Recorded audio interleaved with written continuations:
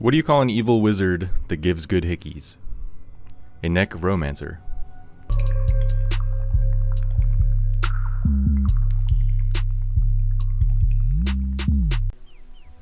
What's up everyone? We are back yet again with another one of these 1-bar Oakensoul builds. This time around we're applying the same sort of principles to the Necromancer class to make a 1-bar heavy attack Magcrow. As usual, we want to play as either a high elf or a dark elf. You could also use an orc or even a Khajiit if you'd like to associate yourself with the beast races. I'm using an orc here because that's the character that I already have made as a necro, so I can just make do with the spell damage buff from the orc's racial passives. Ideally, you'd want to be a high elf or a dark elf though. So we'll go ahead and put all of our attribute points into Magicka. For your Mundus Stone, you'll want to accept the Lord as your personal savior, and then as usual you can use Bewitched Sugar Skulls as a primary food. You can use the cheaper Witch Mother's Potent Brew, or if you're parsing a dummy, you can just use Tomato Garlic Chutney. We're going to be using the same gear sets that we used in previous videos, like the Magicka Templar and the Magicka Sorcerer, so I'll link those videos in the description below. But in short, we're going to be using Sergeant's Mail and Storm Master. You'll want Sergeant's Mail on your chest, a ring, a necklace, and a lightning staff.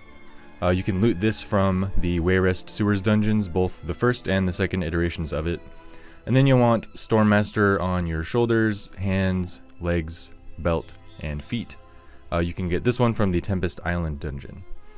We'll also be using a light Slimecraw's guise for our helmet. You can loot this one from the veteran Wayrest Sewers. And then all of our armor pieces are going to be divines with max Magicka glyphs. Our lightning staff is going to be precise with a poison damage enchantment for some extra poop damage. If you're parsing on a dummy, you can swap this out for flame. All of our jewelry, including our mythic, the Oakensoul ring, are going to be bloodthirsty with spell damage enchantments.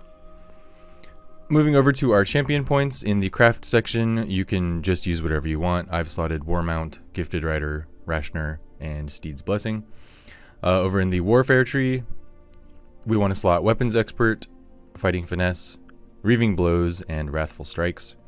If you're parsing, you'll want to stick Thaumaturge and Backstabber on there, so keep that in mind. Reaving Blows is kind of a flex spot here, and I like to use it especially for solo content, for those extra heals. So feel free to swap this out for Master at Arms or something else if you want to. And then over in the fitness tree, we're going with Boundless Vitality, Celerity, Fortified, and Strategic Reserve. If there's other skills you like better, feel free to use those instead, but I definitely like gaining that bit of tankiness and movement speed from these ones. And then moving over to our passive skills, you'll want to be sure to get everything from all of the armor skill lines, especially since we're wearing all 3 weights of gear. Be sure to get your racial passives, Mage's Guild passives, everything from Gravelord, Bone Tyrant, and Living Death. You'll also want everything from Destruction Staff, Undaunted, and then also put some points into anything you want from the Fighters Guild, the craft sections, and Alliance War. And onto our active skills, we are going for kind of a mix between survivability and damage. So we'll start out with the Ruinous Scythe. This one can be spammed for a heal on demand as well as setting enemies off balance, so we can deal huge damage with our heavy attacks. Speaking of off balance, we also want to use the Unstable Wall of Elements as an AoE spell that also procs the same status effect for the same reasons. If you dislike either of these first 2 spells, you can always swap one of them out in favor of something else like Structured Entropy for a damage over time with a heal on top, or maybe a Skeletal Archer or something like that.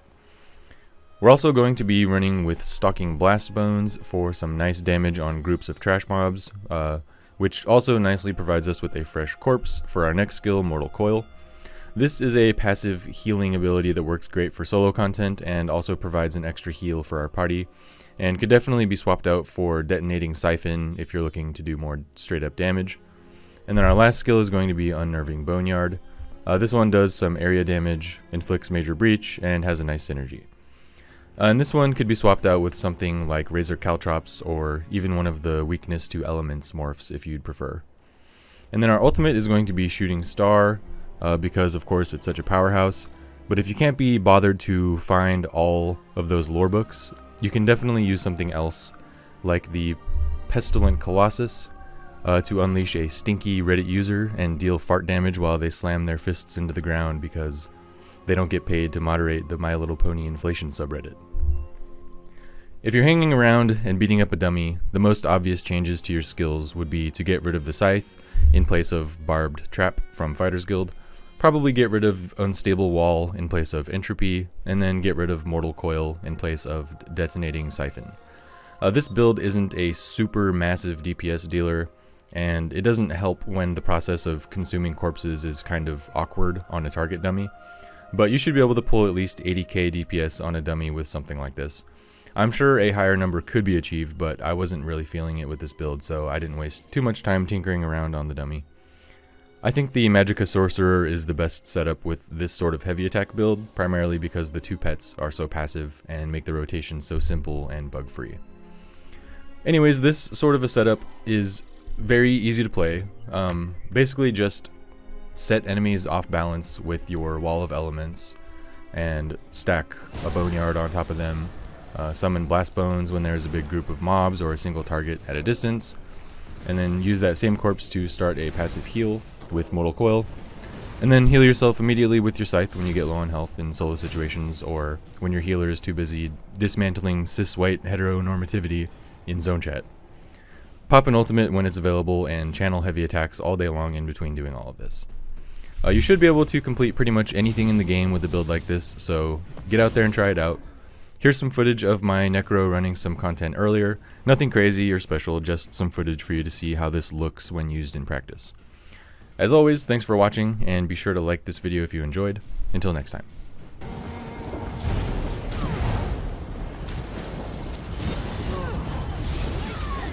only question is whether you'll come back.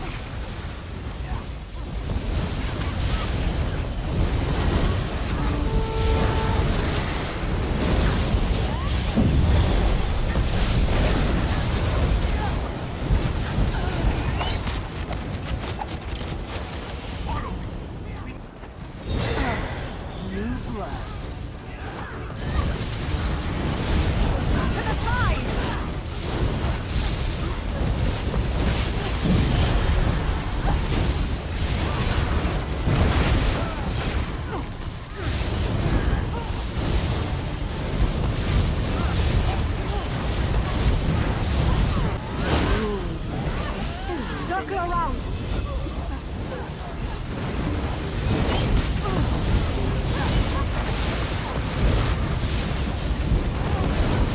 Move to place!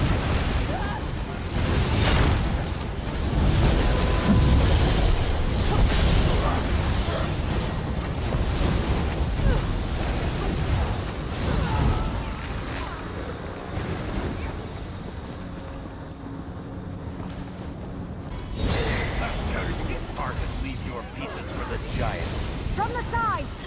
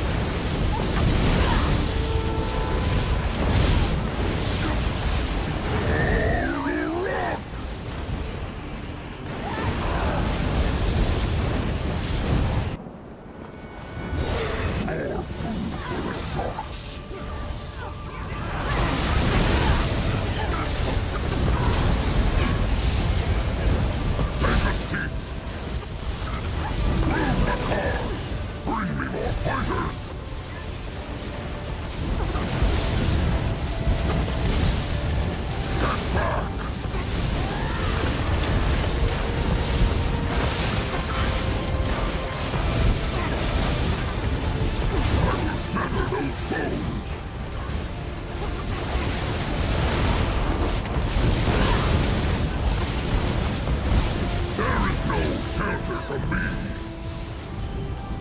Lightning child, skies rage, strike!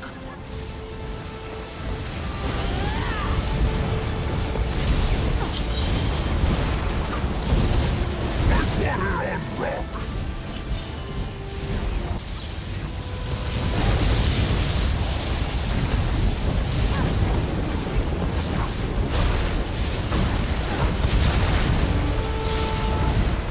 Let's explore the depths of your... You will learn